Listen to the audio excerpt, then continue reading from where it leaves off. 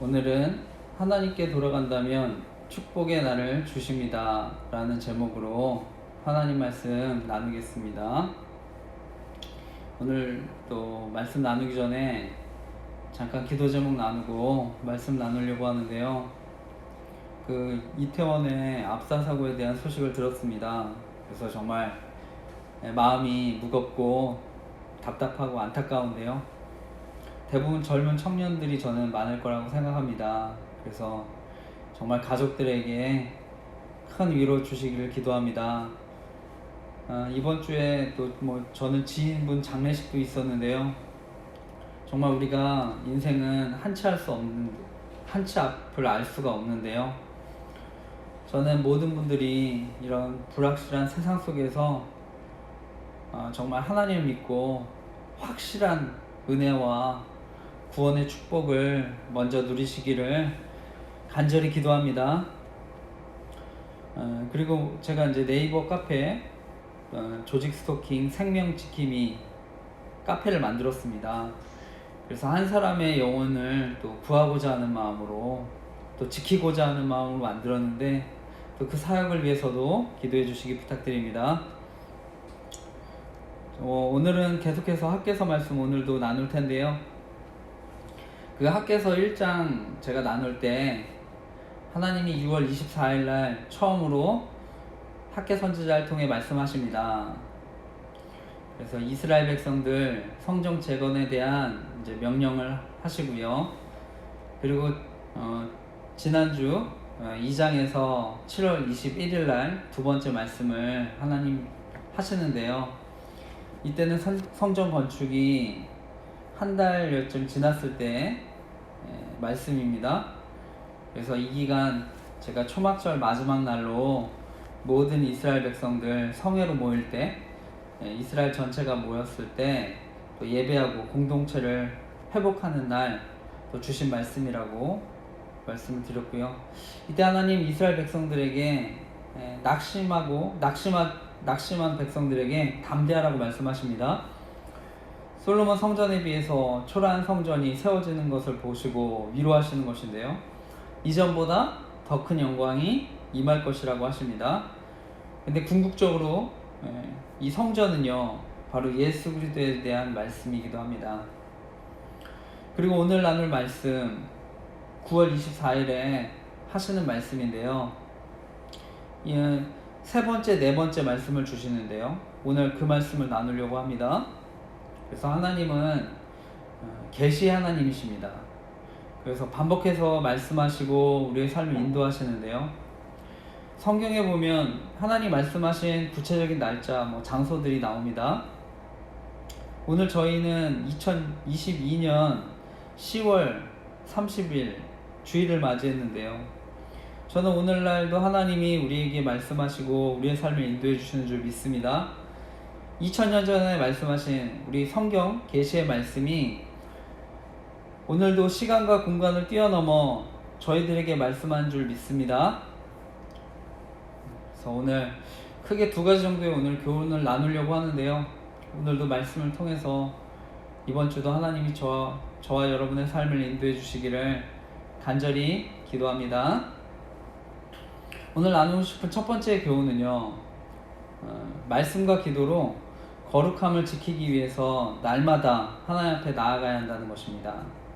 절 따라해 볼까요? 말씀과 기도로 거룩함을 지키기 위해 날마다 하나님 앞에 나아가야 합니다. 한 번만 더 따라하겠습니다. 말씀과 기도로 거룩함을 지키기 위해 날마다 하나님 앞에 나아가야 합니다.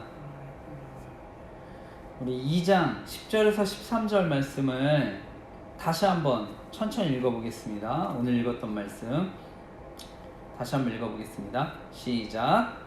다리오 왕 제2년 아홉째 달 24일에 여호와의 말씀이 선지자 학개에게 임하니라 이르시되, 만군의 여호와가 말하노니 너는 제사장에게 율법에 대하여 물어 이르기를, 사람이 옷자락에 거룩한 고기를 쌌는데 그 옷자락이 만일 떡이나 국에나 포도주에나 기름에나 다른 음식물에 닿았으면 그것이 성물이 되겠느냐 하라.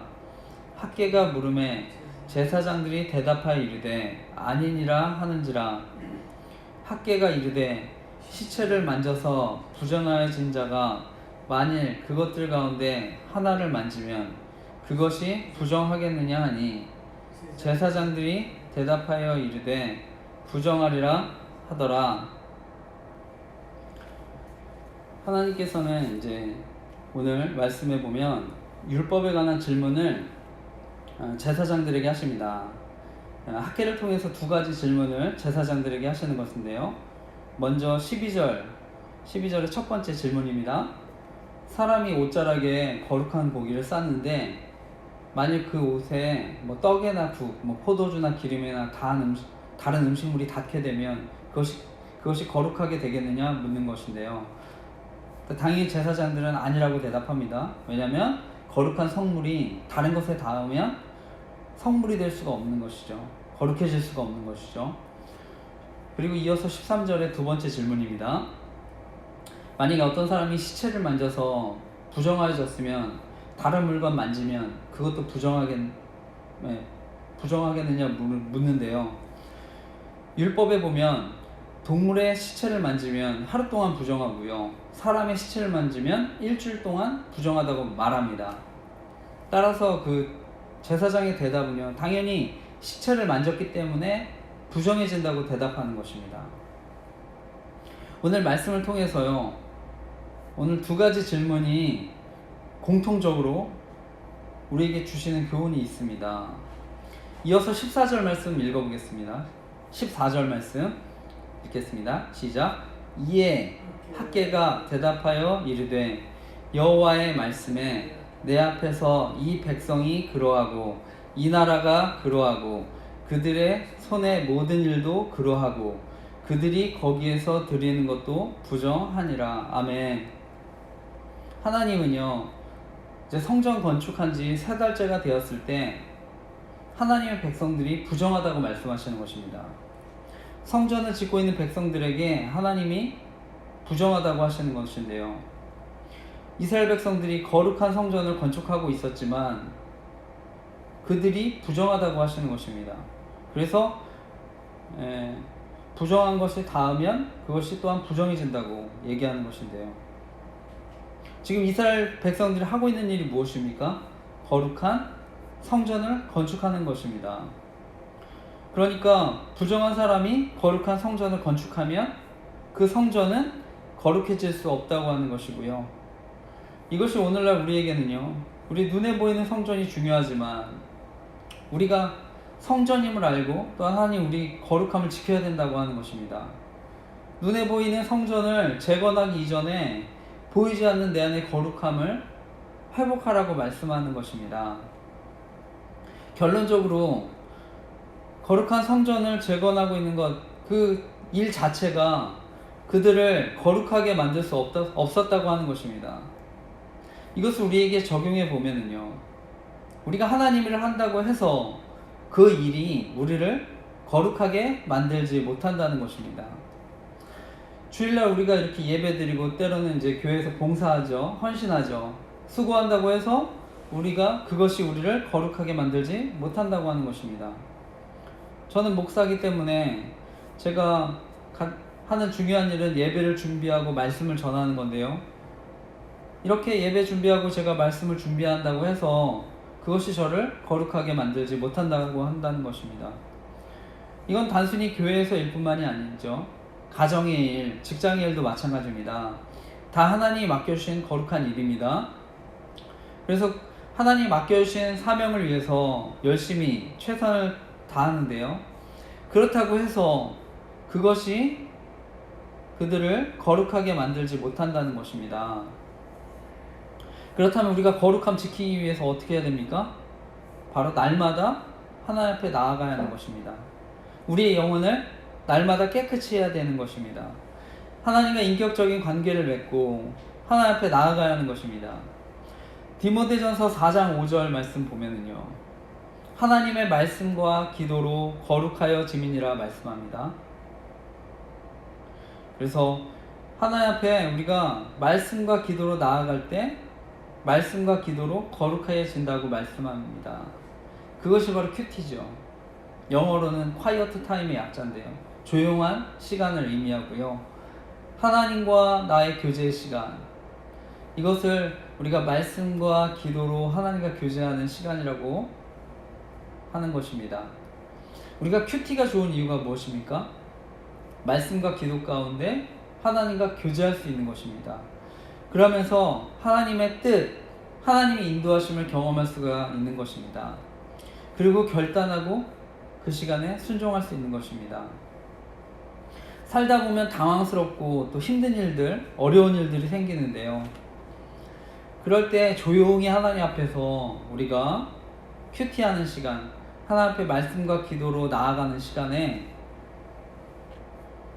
내 생각으로는 또 용납하기 어렵고 화가 나고 때로는 어렵고 불가능해 보이는 일들, 하나님의 또 그 가운데 말씀 가운데 하나님이 순종하라고 인도하실 때 우리가 순종하면서 살다 보면요, 놀라운 은혜들을 경험합니다.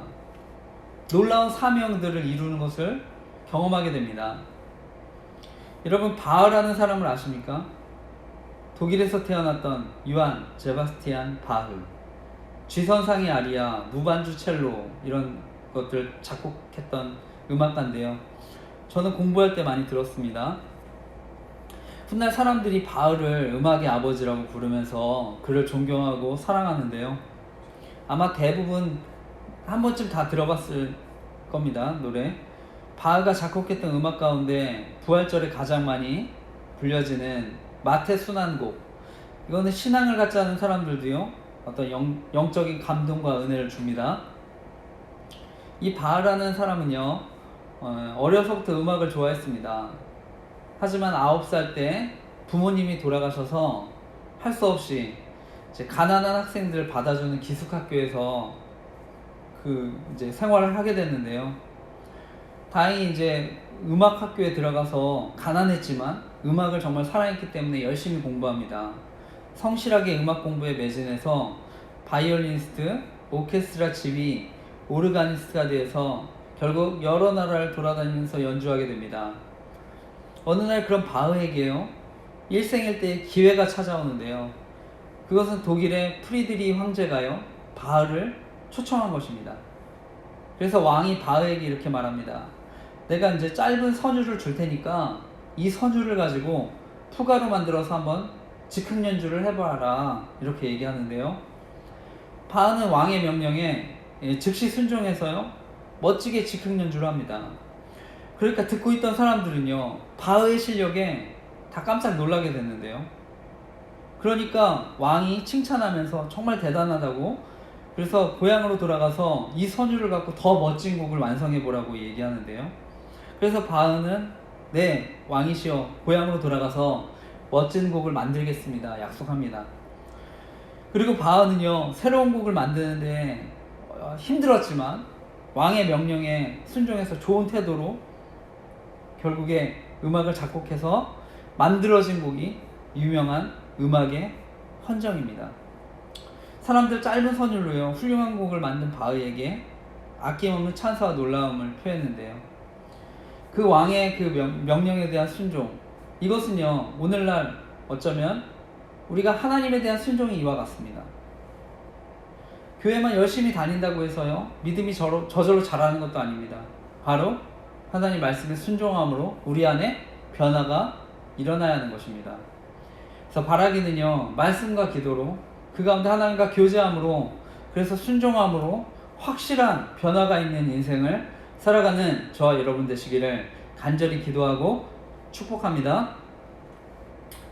우리가 이런 거룩함, 하나님과 교제하며 날마다 나아가야 되는데, 우리의 믿음이 또한 성장하는 만큼 우리도 그래서 온전한 사람으로 점점 변화되어 갑니다. 근데 그렇다고 그 온전함이 우리의 완전함은 아닙니다. 우리는 살면서 우리의 죄성과 한계에 부딪힐 때가 있죠. 심지어 하나님이 우리에게 맡겨주신 일들, 봉사, 선한 일, 뭐 기도하고 순종하는 것조차 우리는 자신의 만족과 유익을 위해서 할 수 있는 존재이기도 합니다. 그리고 하나님 우리의 은밀하고 악한 생각도 다 아십니다. 우리의 불평들, 분노, 질투, 욕심 다 알고 계십니다. 우리의 모든 생각을 다 알고 계십니다.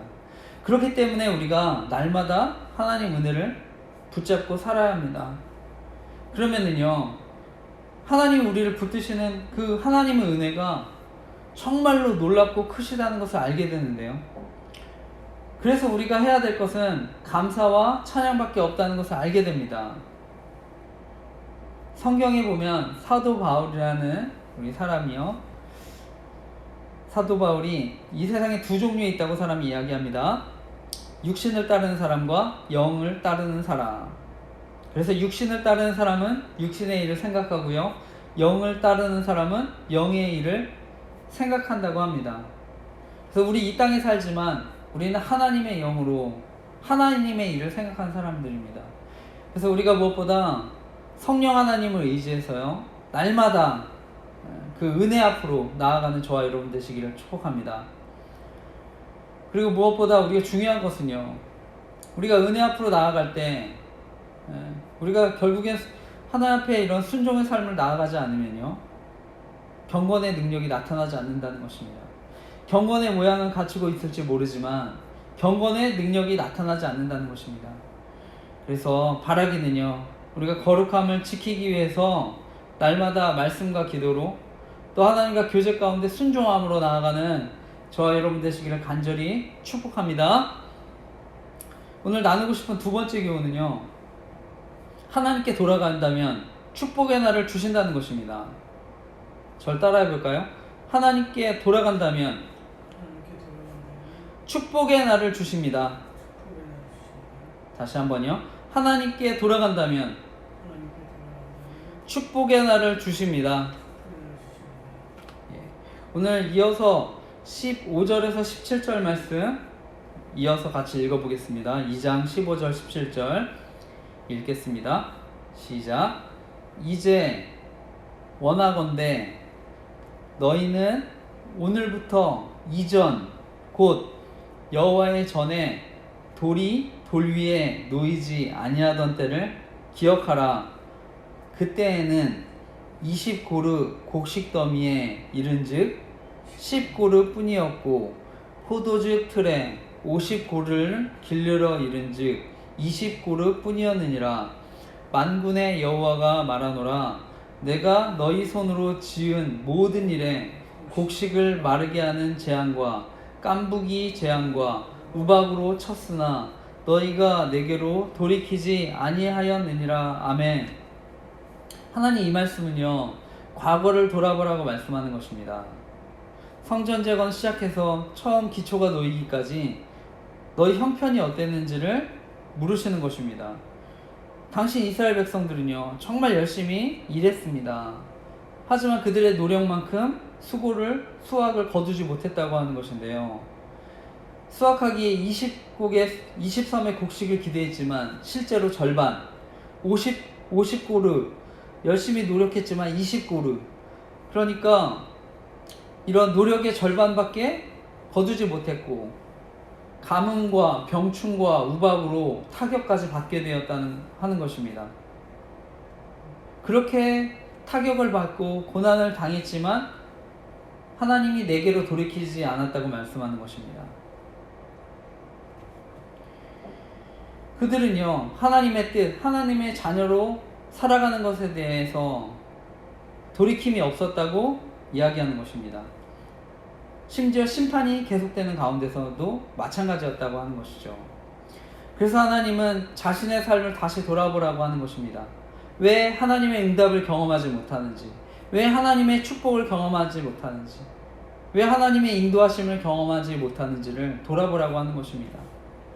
그래서 이스라엘 백성들에게 진지한 회개와 성찰을 요구하는 것입니다. 이어서 2장 18, 19절도 이어서 읽어보겠습니다. 2장 18, 19절 읽겠습니다. 시작. 너희는 오늘 이전을 기억하라. 아홉째 달 24일 곧 여호와의 성전 지대를 쌓던 날부터 기억하여 보라. 곡식 종자가 아직도 창고에 있느냐? 포도나무, 무화과나무, 석류나무, 감람나무에 열매가 맺지 못하였느니라. 그러나 오늘부터는 내가 너희에게 복을 주리라. 아멘. 하나님이 다시금 이전을 기억하라고 말씀하십니다. 성전 지대를 쌓던 날 그 이전을 기억해 보라고 하는데요. 하나님 학개 선지자를 통해서 15절 18절에서 반복해서 이야기하는 것이죠. 너희의 지난 날들을 기억해 봐라. 열심히 일했지만 수확이 없었지 않느냐. 포도나무, 무화과나무, 석류나무, 감람나무 열매 맺지 못했지 않느냐. 그러나 이제는 달라질 것이라고 하십니다. 성전공사 시작되고 오늘 9월 24일 성전의 기초공사가 완성되는 그날, 성전 지대를 쌓는 날, 그토록 하나님이 기다렸던 축복을 말씀하는 것입니다. 오늘부터 내가 너희에게 복을 주겠다. 축복을 내리겠다. 유다 백성들의 삶을요 축복으로 바꿔주시겠다고 하시는 것입니다. 오늘날 이런 성전 지대를 쌓는 게 무엇입니까? 오늘날 바로 예수 그리스도를 우리 인생의 주춧돌로 세우는 날입니다. 예수 그리스도 영접할 때 우리 누리게 된 축복을 말씀하는 것입니다. 진정으로 회심했을 때 경험하는, 성령 하나님께서 우리 안에 함께 하실 때 경험하는 축복을 말하는 것입니다. 이럴 때 진정으로 돌이킨다면, 하나님께서 우리와 함께 하신다면 새로운 날이 시작될 것이라고 말씀하는 것입니다. 과거의 부정한 삶이 앞으로 정결한 삶으로 나아가게 될 것이라고 말씀하는 것입니다. 하나님은 오늘부터 복을 주겠다고 말씀하십니다. 그 오늘은 축복의 날이 될 것이라고 말씀하십니다. 그래서 제가 말씀의 제목, 오늘 하나님께 돌아간다면 축복의 날을 주십니다 라는 제목으로 말씀을 나누는데요. 이처럼 우리가 진정으로 하나님께 돌아간다면, 예수 그리스도로 우리 인생의 주춧돌을 세운다면 축복의 날 시작된다고 말씀하십니다. 요한복음 7장 37절 38절 말씀인데요. 중요한 말씀인데 같이 한번 찾아볼까요? 요한복음 7장 37절 38절 말씀. 요한복음 7장 37절 38절 말씀. 찾으셨으면, 요한복음 7장 37, 38절 찾으셨으면 같이 한 목소리 읽겠습니다. 시작. 명절 끝날 곧 큰 날에 예수께서 서서 외쳐 이르시되 누구든지 목마르거든 내게로 와서 마시라. 나를 믿는 자는 성경의 이름과 같이 그 배에서 생수의 강이 흘러나오리라 하시니. 아멘. 나를 믿는 자는 성경의 이름과 같이 그 배에서 생수의 강이 흘러나오리라. 누구든지 목마르거든 내게서 와서 마시라. 하나님 말씀하시는데요. 여러분, 목마름이 있으십니까? 고단함이 있습니까? 고통이 있으십니까? 누군가에게는 가정의 문제, 경제적인 문제, 질병의 문제, 관계의 문제 등이 있을 수 있는데요. 예수 그리스도 앞에 나아가면 목마름이 해결되는 생수를 경험하게 된다고 하는 것입니다.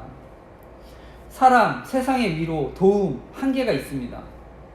하지만 하나님 앞에 나아가면요 소망이 있고 진정한 평안이 임하게 되는 줄 믿습니다. 진정한 축복의 날이 임하게 되는 줄 믿습니다. 이어서 하나님 학개 선지자를 통해서 네 번째 마지막 말씀을 하시는데요. 학개서 2장 20절에서 23절 마지막 말씀 같이 읽어보겠습니다. 마지막 말씀 20절에서 23절 학개서 읽겠습니다. 시작. 그달 24일에 여호와의 말씀이 다시 학개에게 임하니라 이르시되 너는 유다 총독 스룹바벨에게 말하여 이르라. 내가 하늘과 땅을 진동시킬 것이요 여러 왕국들의 보좌를 엎을 것이요 여러 나라의 세력을 멸할 것이요 그 병거들과 그 탄자들을 엎어뜨리리니 말과 그 탄자가 각각 그의 동료의 칼에 엎드러지리라. 만군의 여호와가 말하노라. 스알디엘의 아들 내 종 스룹바벨아, 여호와가 말하노라. 그날에 내가 너를 세우고 너를 인장으로 삼으리니 이는 내가 너를 택하였음이니라. 만군의 여호와의 말이니라 하시니라.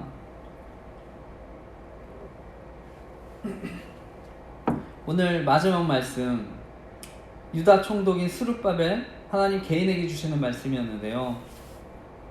하나님의 축복, 하나님의 다스림에 대한 말씀, 이것으로 학개서가 마칩니다.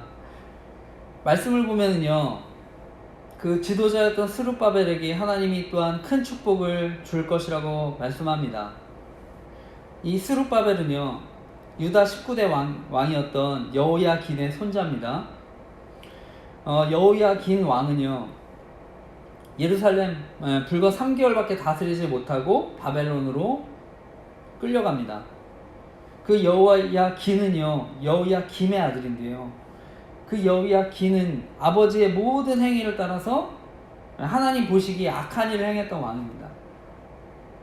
그러니까 스룹바벨은요, 어떻게 보면 과거의 조상들의 역사, 부끄러웠던 불명의 역사를 가지고 태어났었습니다. 하지만 스룹바벨이요, 유다 총독이 돼서요, 유다 백성들의 귀환도 주도하고요, 지도자가 되고 성전 건축을 지도하는 지도자가 됩니다. 그래서 완성한 성전을요, 사람들은 스룹바벨 성전이라고도 부르는데요, 그런 스룹바벨 향해서 하나님이 말씀하시는 것입니다. 내가 너를 인장반지로 삼겠다.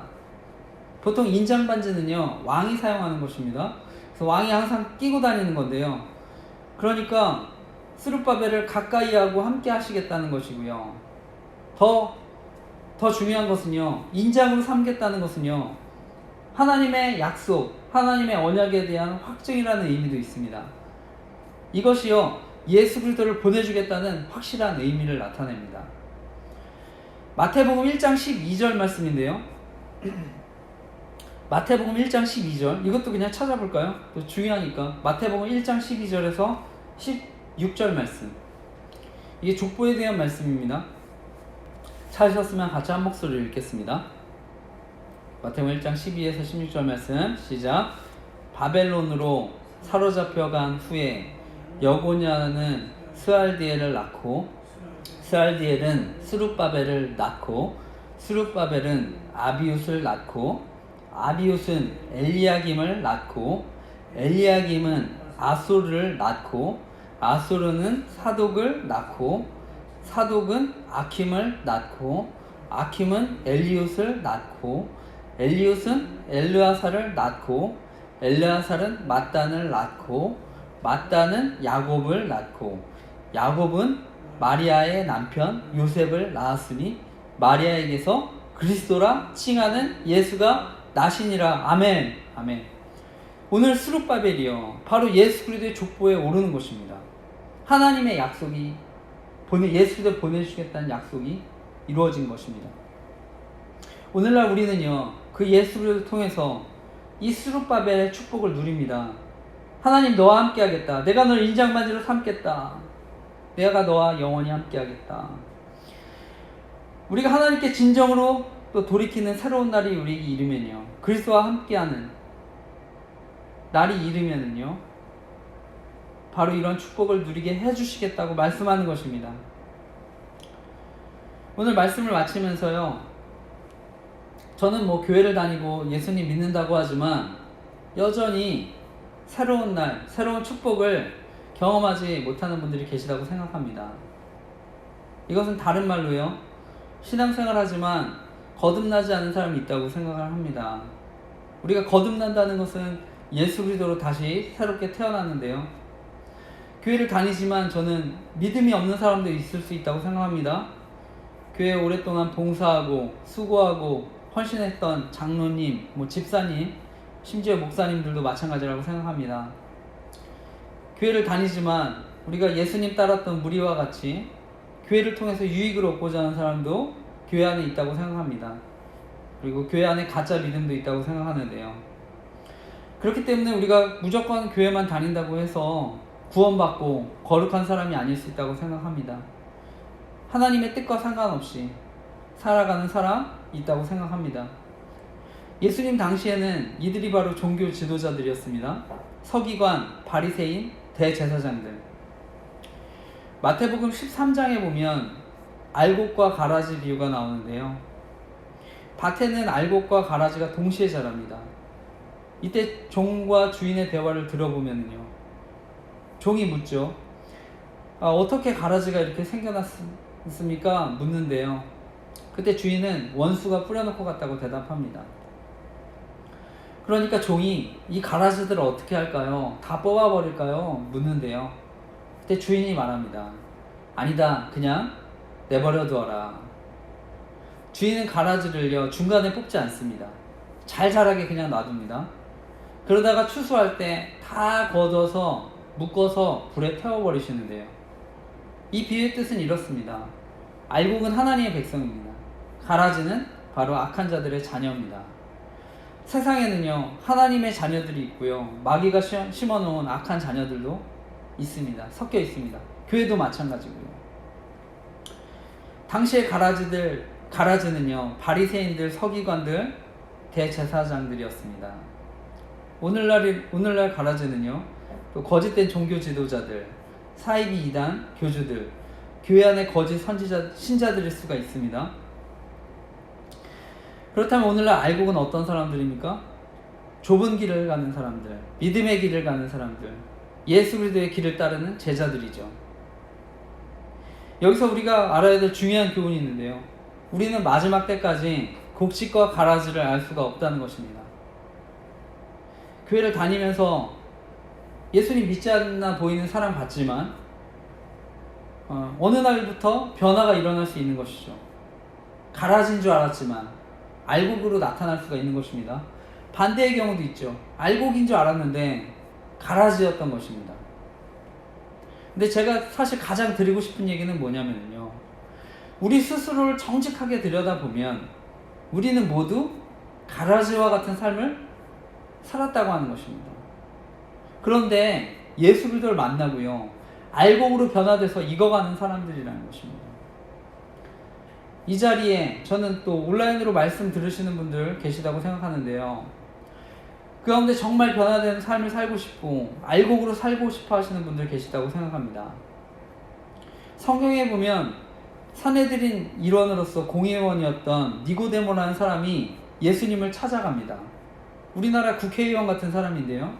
예수님 찾아와서 어떻게 하면 축복을 누릴 수 있는지, 어떻게 하면 하나님 나라에 들어갈 수 있는지, 어떻게 하면 알곡이 될 수 있는지 물어봅니다. 그때 예수님의 대답이 무엇입니까? 너는 반드시 다시 태어나야 된다. 우리 기독교는요, 뭔가 깨달아 하는 종교가 아니라요, 다시 태어나는 종교입니다. 뭐 많이 한다고 다 되는 것이 아닙니다. 다시 태어나야 됩니다. 다시 태어나지 않으면 새 생명의 역사를 경험할 수가 없습니다. 아무리 교회를 오래 다니고 아무리 교회에서 오래 봉사하고 직분을 얻어도 마찬가지입니다. 근데 이런 다시 태어나는 역사는요, 성령으로만 가능합니다. 마틴 루터가요, 종교개혁을 하게 됐던 중요한 계기가 있었는데요. 그는 당시 카톨릭 신부로 율법을 열심히 지켰지만 수시로 죄를 지어서요, 구원에 확신이 들지 않았습니다. 선배 사제가요, 진심으로 자기 죄를 회개하면 구원받을 수 있다고 해서 마틴 루터가 어려서부터 이때까지 지은 죄들을 샅샅이 회개하고 기도했는데요. 그래서 마음이 후련해지니까 이만하면 구원받았다 싶었는데, 그래서 기쁜 마음으로 일어났는데 그 순간 회개하지 않았던 너무 다른 큰 죄들이 떠올라서 다시 절망에 빠지는 것입니다. 이런 마틴 루터에게요, 성령 하나님께서 그 마음에 역사하시니까 그에게 진정한 구원의 감격이 생겨났던 것입니다. 그래서 기쁨을 누리게 되었던 것입니다. 요한복음 16장 13절에 보면 예수님께서 말씀하십니다. 진리의 성령이 오시면 그가 너희를 모든 진리 가운데 인도하시리니 그가 스스로 말하지 않고 오직 들은 것을 말하며 장래일을 너희에게 알리시리라 말씀합니다. 진리의 성령이 오시면 너희를 모든 진리 가운데 인도하시리니, 성령이 진리의 영이십니다. 그래서 그 진리의 영이 우리 가운데 오시면 우리를 변화시켜 주신다고 말씀하십니다. 우리를 인도해 주신다고 말씀하십니다. 예수 그리스도를 우리 안에 모셔드린다면 오늘부터, 이 순간부터 하나님이 진리 가운데 우리를 인도하신다고 믿습니다. 제가 마지막 한 가지만 더 나누고 말씀 마치려고 하는데요. 여러분 진짜 예수 그리스도를 믿고 구원 받으셨습니까? 그렇다면 우리는 예수 그리스도의 은혜로, 십자가의 공로로 구원받은 하나님 앞에 정결한 하나님의 백성이 된 줄 믿습니다. 하나님의 약속으로 거룩함을 입은 사람들입니다. 하지만 우리가 세상의 유혹, 죄의 유혹이 언제든 저는 우리의 거룩함을 잃어버리게 할 수 있다고 생각합니다. 이런 비유를 들 수가 있겠는데요.